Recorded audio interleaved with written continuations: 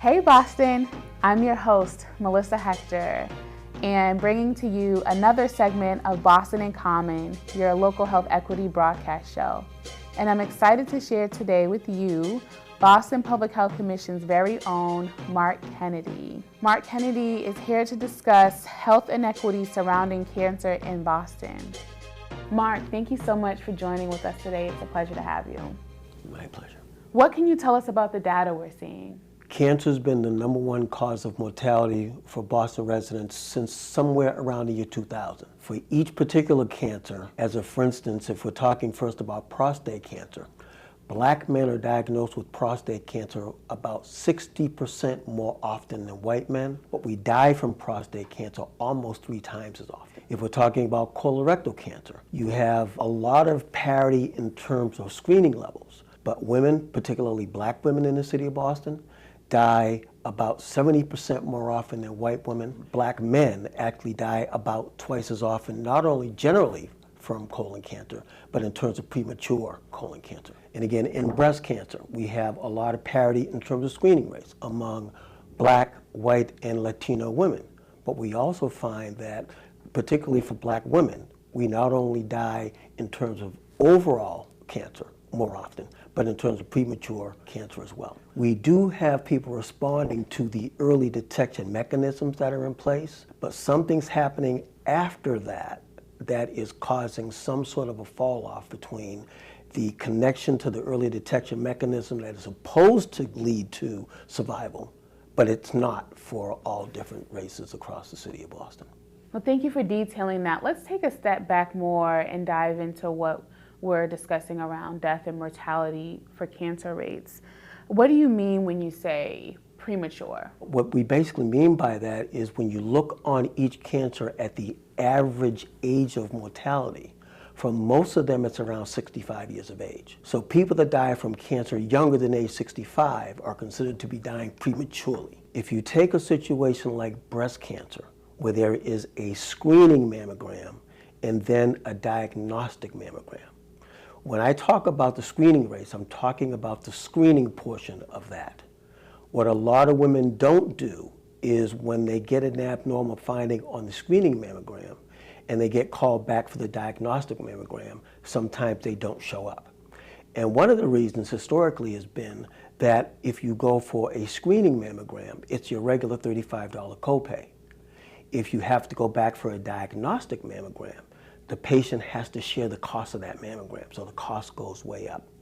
It's similar in colorectal cancer as well. If you check in to get a colonoscopy, you just pay your regular copay. If you're on the table and they find a polyp while you're in the procedure, the billing code changes midstream from screening to diagnostic, and you walk out with a bill. A lot of people don't know that, and to the extent that they may know that before they go in, they may decide not to go.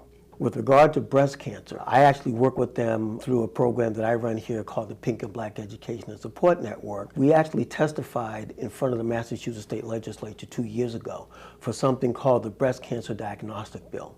And that bill is solely for the purpose of eliminating that cost sharing for the diagnostic mammogram. In terms of colorectal cancer, which was the other example that I raised, as of right now, as I understand it, if you have a stool-based test and it comes back positive, you are automatically eligible for the diagnostic portion, which is the colonoscopy, and there won't be a cost share involved. So this is a policy issue that has been worked on for quite some time, and I think right around now we should be seeing a change so that nobody is dealing with that anymore. But I know historically that's been the case for some time. Mark, it's really vital that we discuss and talk about what resources are there to combat these particular disparities around cancer diagnosis and treatment.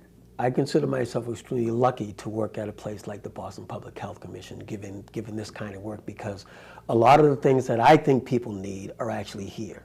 First one is, do you actually have medical coverage? And if you don't, we have our Mayor's Health Line that you can access by phone or online. It will connect you to a person here that will guide you through the application process to get your medical coverage. From there, they'll actually help you find a doctor in the area where you live. If people already have coverage, but they have some type of a logistic issue, I can't get a ride to my appointment. We have a program here called Cancer Rides. We have 6 hospitals that contribute to a fund. And through those funds, we have vouchers that people can use with taxis that will get them from their home to the appointment and back on a short-term basis. When you go to your hospital where you're actually getting your care, as long as it's one of the 6 hospitals that's a part of the system, they actually have the vouchers there. They'll just give them to you. So you get them in these booklets, right? And they give you as many booklets as you need to get yourself to and from. And again, remember, it's an interim solution while you're arranging for a permanent way to make sure that you're getting back and forth to those appointments. But do not refuse to go to your appointment because you don't have a ride. While you're arranging the ride, the Cancer Rides program with the voucher system can help. We also have a database called 211 Help Steps. Really easy to use. A person will go online, put in their zip code, and once they do that, in their own words, they just tell it what it is that they need. And in that zip code, any resource that fits that need will come up. There's a requisite for the organizations that are listed in that. They either need to be resources that are free to people or available at a significant level of discount, because they don't want to show people resources that they can't actually have access to. So 211 Help Steps is sort of our local version of the national version. It used to be Aunt Bertha, but it's now called findhelp.org. You can use them both, but we use 211 Help Steps here at the Commission. Regarding colorectal cancer, what options are available for folks who might be worried and would like to get testing done? There is an alarming trend that I didn't mention a second ago, which is that we're getting a lot of late-stage diagnosis of colon cancer, not only younger than 45, but significantly younger than 45. For those particular age groups, if you have a stool-based test, it comes back positive, it opens the door to that eligibility for the colonoscopy, even though you're off age, if you will, in terms of the guidelines age. The American Cancer Society has a national group that they call the National Colorectal Cancer Roundtable. Mm-hmm. For a number of years, they were promoting a program called 80% or 80 by 18. So 80% of eligible adults should have at least one colon cancer test before the year 2018. Well, the year 2018, of course, is come and gone. They didn't reach the 80. They changed it to 80% in every community. So 80% is the threshold that we're all pushing for. Our most recent Health of Boston numbers show that the overall screening rate for people age 50 for colon cancer is about 43, 44%. We're not near 80. But we're doing better than a lot of other cities. So a lot of these hospitals are switching to stool-based testing, and in particular, the Cologuard, which is the FIT DNA. They like it because A, it's more specific to colon cancer, and B, it's a 3-year interval as opposed to a 1-year interval with a regular FIT test. We want people to know about the stool-based test. Colon cancer, like several others, is driven a lot by family history. In the particular case of colon cancer, there's something called Lynch syndrome. It's a little bit like what BRCA1 and BRCA2 is to breast cancer. So a person that has a Lynch syndrome might actually want to even start getting screened as early as 18, 19 years of age. What we're finding is since the year 2000, we have had a consistent and almost exponentially high growth of young people, not only younger but significantly younger than the recommended guidelines age for screening for colon cancer, that are getting diagnosed with stage 3 and stage 4 disease. Chadwick Boseman, of course, is a great example. Diagnosed at age 38, I think he died at age 41 or 42. 3 years before even the new guideline screening age. What I mean by that is the task force was recommending that people get screened beginning at age 50. It used to be 50 to age 75 was the age range to get screened. That age has been bumped down now from age 50 to 45 because of the onset of more and more people at younger ages diagnosed with late-stage colon cancer. I won't be surprised if it comes down even further. But as I mentioned before, at any age, you should have access to a stool-based test if you want one. And if you have a Lynch syndrome or other thing that predisposes you to the risk of colon cancer screening, and you have a positive FIT test, you can get the colonoscopy because that's how you actually diagnose it. If you have an inkling, in other words, I'm suspicious, I don't know, but I really want to find out, go to your primary care provider and ask for a stool-based test. A lot of health centers across the city of Boston actually have them on site.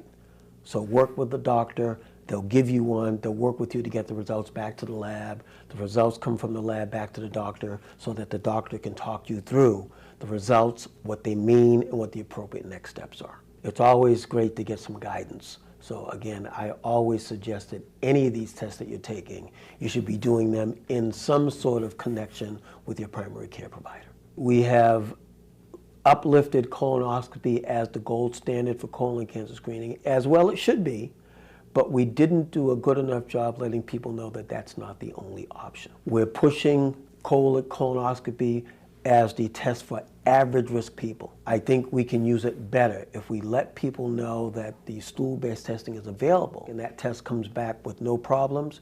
You don't even need the colonoscopy. And again, the big difference that people should be aware of is a FIT test, which is the one that actually looks for blood in the stool. You have to do that test annually. But the Cologuard, which is called a FIT DNA test, actually looks at the DNA of the cancer itself. So if that one comes back negative, you have a 3-year interval instead of 1. And the doctors like to use that more often because, again, it gives them a 3-year grace period before they have to see the patient again. Prostate cancer, it's so complex, and we're seeing so many inequities among prostate cancer rates, particularly with Black men in Boston.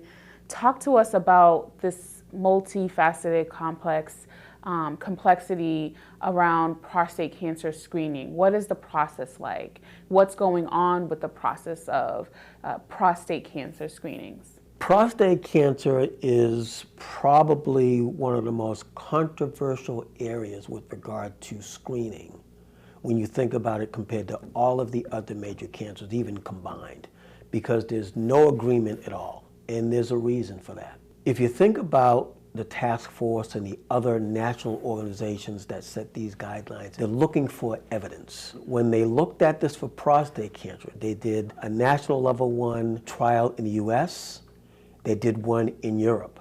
The one in US did not establish a substantial benefit in terms of mortality reduction from prostate cancer. The European one did, but it took a little bit longer. The issue with the American study, in addition to that, is that somewhere around 4%, if we're lucky, of people participating in that trial were people of color, which are the group that's at the highest risk. So what ends up happening is we're generalizing the results. Even though most of the people that participated in the trial were at average risk, we're generalizing the results to high-risk men as well. So now you've got doctors that are saying, prostate cancer screening is ineffective, I'm not going to do it. And they're saying that not just to average risk men, they're saying that to high risk men as well. So the initial recommendation from the task force was an I, which was inconclusive or incomplete. In around 2012 or so, it went from an I to a D, which was a recommendation against screening altogether. In 2018, it then moved from a D to a C, which is doctors, feel free to do whatever you'd like, just make sure you have a conversation with your patient about the pros and cons. Let the patient know that it's not proven that prostate cancer screening actually works. But again, we're talking about average risk men as opposed to high risk men. There are no level 1 studies on the prostate cancer piece in play right now. So the PILCO study that was done in the US is the only thing that we really have to work with. The European study, year after year after year, is continuing to show a mortality benefit for screening for prostate cancer. So we do know that is the case. The other issue is that as of right now, the task force recommendation for prostate cancer screening is to begin at age 55. Modeling work shows that Black men and other high-risk men, which is men with any age or ethnicity with a family history, their risk at age 45 is the same risk as it is for an average person at age 55. So 10 years younger. The data is showing us that certain men should begin to get screened at that 10-year interval. 10 years younger. I would suggest that any man get at least a baseline test between the age of 40 and 50. Let the result of the test inform your doctor about the interval going forward. But if we arbitrarily deny men from getting screened before they turn age 55, a whole lot of high-risk men are going to get diagnosed and present at late stage, which is what's happening now.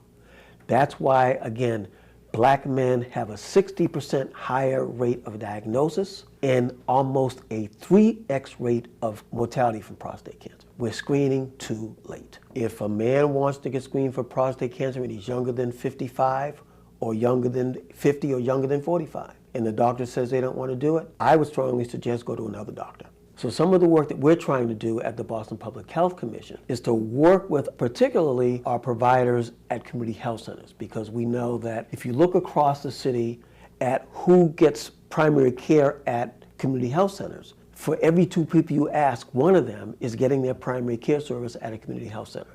It is a major part of our front line in terms of primary care. So we're working with primary care docs to talk about if you are screening in Roxbury or Dorchester or Mattapan, where the large population of your patients is high risk, you can't use those guidelines because you're using average risk guidelines on high risk patients. And you're going to miss a lot of opportunities to give people not only the chance to survive a disease, but to have a quality of life. We're trying to work with them to figure out how we can get them to make some changes and to establish some level of consistency. I shouldn't get a story from this doctor in Mattapan and then get a story from another doctor that's different if I go to a doctor in Roxbury. We recommend that guys get the blood work. Let me give you a scenario. If you have an annual physical and the doctor is going to do a digital rectal exam, get the blood work done before you go to the doctor, so that the doctor can have the PSA result in front of him or her, and when they do the DRE, it won't compromise the PSA. The DRE will cause a temporary spike in the PSA because of the nature of the physiology, and it takes about 24 to 48 hours for it to settle back down. Get the blood work done first. The interval will be set based on the result of your PSA. We've been conditioned to believe that you should get it done annually, and for some guys it does make sense to get it done annually, but for other guys it doesn't. For breast cancer in Boston, we can see in our data rates that, particularly when we're looking at the population breakdown, black women and white women are diagnosed at the same rate, and unfortunately black women are having higher rates of mortality when it comes to being diagnosed with breast cancer. Let's really dive into what are we seeing here with this inequity, and what is being done to lower the rates in terms of mortality. There was a national report published by an author whose last name was Hunt, and it looked at a lot of American cities in terms of breast cancer incidence and screening rates.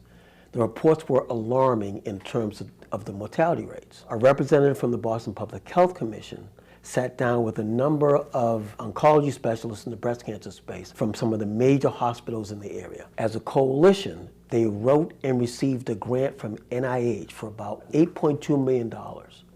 And they started this project that they called TRIP, T-R-I-P, which is the acronym for Translating Research into Practice. We know that there are social determinants, there are non-biological reasons that are contributing to these mortality numbers. We know that patient navigation works, okay? So what they did with TRIP was they had a social determinant screener right on the front end. They targeted high-risk women. So again, women that were 21 years of age. You didn't need to be older, right? 21 years of age, limited English-speaking experience, low income, all of the things that put women at higher risk, not only physically, but from a social determinants perspective as well. They went right after the group that was most impacted. Social determinant screener to make sure that they got the resources that they needed. That's where Aunt Bertha came in. That's the database that is comparable to our 211 help steps. They also had built-in patient navigation. So the 6 hospitals had a physical computer network so that the navigators could track patients that came into TRIP, so that no matter which hospital they went to, they would have a good, efficient handoff so that the navigator over here knew what the navigator over there had already done so that they could continue to provide good service to these women. What they were trying to do was to acknowledge the fact that the screening was happening, but something was happening after the screening so that the overall impact on mortality was not being realized. So what they decided to do was use TRIP to ensure that women had a better chance to actually go through the entire continuum of care to make sure that they could come out the other side. The Boston Public Health Commission has been instrumental in a lot of groundbreaking work in the breast cancer space. What we've done in 2017 was we reconstituted Pink and Black. We now call it the Pink and Black Education and Support Network. We're still continuing to let women know that they need to be screened, but what we also do is we want to know what's happening on the breast cancer landscape, that our prowess in terms of our history and credibility and our lived experience as breast cancer survivors can help with. This group also worked with the state of Massachusetts to rewrite the notification that women get when they get a mammogram and they are determined to have dense breasts. Pink and Black engaged in the process of rewriting that so that it would be linguistically appropriate for women of color. This is a great group, okay? But the other thing that they do is they make sure that women that are surviving breast cancer know about resources that can improve their quality of life. Anything from hair having fallen out through chemotherapy to what do I do, no matter what my ethnicity is, to get hairstyle with a texture that works for me, right? As one example, but they plug women into all the resources that they need to make sure that they have a high quality of life. Wonderful group. So again, we are wanting to make sure that we continually maintaining that high level of screening. To your point about the numbers, we find that consistently, because of groups like Pink and Black, when you compare the screening rates, Black women, white women, Latino women, 88, 89, 90%, all neck and neck. The screening is happening. But what is still happening is Black and brown women are dying overall from breast cancer more often and dying prematurely from breast cancer more often than white women. How can you be screening at such a high rate and still be dying at such a high rate, particularly in our younger female population? So we're trying to figure that out. So again, we're looking at the care systems. We're looking at all of the things, again, from a social determinants perspective, that might preclude women from actually going through the entire process. That's what we're doing now. So lastly, how is lung cancer affecting Boston residents? If you look at screening rates for lung cancer across the country, they're probably, nationally speaking, somewhere down around 10, 12%. In the city of Boston, we're screening just about 17%. So we're higher than the national average, but woefully lower than where we want to actually be. You have a lot of tobacco cessation programs that are helping people get into the process. We partner with a lot of community health centers that have those things embedded. I mentioned before some background that I have at Dana-Farber. They actually have a mobile program that goes into the community to offer lung cancer screening and lung cancer education. But right now, the real impetus is on making sure that people understand what the actual screening mechanism is. It's actually a low-dose CT scan. Those things don't happen at a health center. They happen at a hospital. You have to have medical coverage in order to get that. So again, the Mayor's Health Line is exceedingly helpful in that regard. One of the other things, though, is that there's a lot of things that lead to lung cancer that aren't tobacco-related, although the majority of things that lead to lung cancer are tobacco-related. One of the things that just happened recently was they lowered the screening age from 55 to 50. But what they also did was they suspended a particular portion of it. You used to have 30-pack year history, which means a pack a day, every day for 30 years in order to qualify for lung cancer screening. Well, now it's down to 20-pack years. That made screening much more eligible to people of color, and in particular to women. In addition to the pack year history, you have to have quit within 15 years in order to qualify for screening. So if you quit, and you quit before 15 years post-smoking, you could get screened. But if it was after 15 years, you couldn't get screened. The American Cancer Society took it away. The U.S. Preventive Services Task Force hopefully will catch up at some point. But we're doing everything that we can to make sure that we're opening the gates as widely as possible for the people that have smoked for an excessively long period of time to be eligible for lung cancer screening. And my hope is that we begin to talk about occupational causes, environmental causes, and things of that nature. Where are there high concentrations of asthma? And how is that relating, particularly if you're talking about asthma in young people, how does that then relate to what they may be experiencing in terms of lung-related complications as they get older? Mark, any final thoughts or any last thing you'd like to share with us that we should know?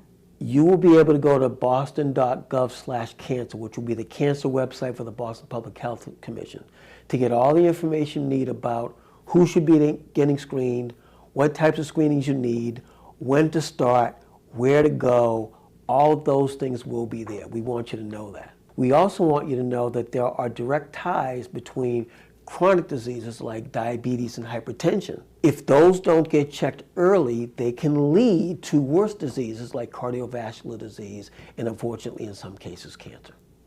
In a particular situation like prostate cancer, if you are diagnosed with prostate cancer and at the time you also have diabetes, it could compromise the quality of the treatment, or it could cause the cancer to spread more aggressively more quickly. Take cancer early detection seriously and understand that if you have these other chronic diseases, take those seriously as well so that they don't lead to worse diseases like heart disease and cancer.